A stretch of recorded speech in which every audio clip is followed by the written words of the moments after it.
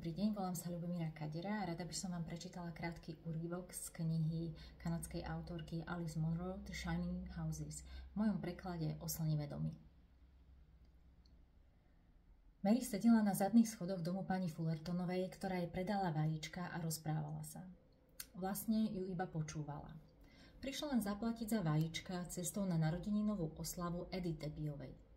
Pani Fullertonová sama nikoho nenavštevovala a ani nikoho k sebe nepozývala. Ale ako náhle sa objavila nejaká obchodná príležitosť, rada sa rozprávala.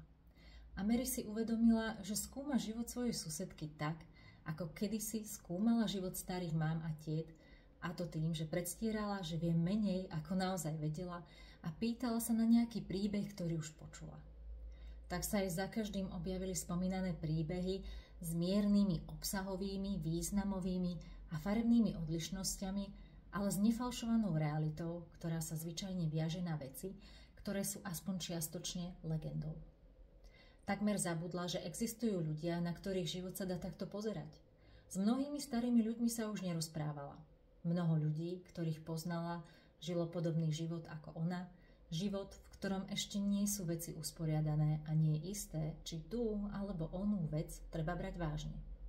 Pani Fullertonová nemala žiadne pochybnosti ani otázky tohto druhu.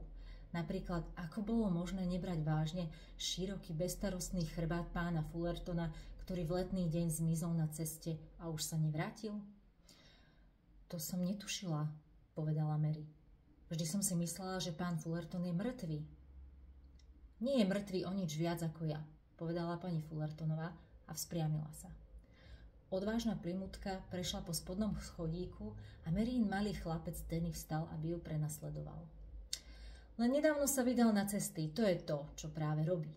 Možno išiel na sever, možno do Ameriky, neviem, ale nie je mŕtvý. Cítila by som to. Nie je starý, viete, nie taký starý ako ja. Bol to môj druhý manžel a bol mladší. Nikdy som sa tým netajila. Mala som tu svoje zázemie. Vychovala som tu svoje deti a pochovala svojho prvého manžela skôr, než sa na scéne objavil pán Fullerton. Raz sme stáli spolu na pošte pri okienku a ja som išla hodiť list do schránky a zabudla som si tam tašku. Pán Fullerton šiel za mnou a dievča z pošty naňho zavolalo. Tu, vaša matka si tu nechala kabelku. Ďakujem vám za pozornosť.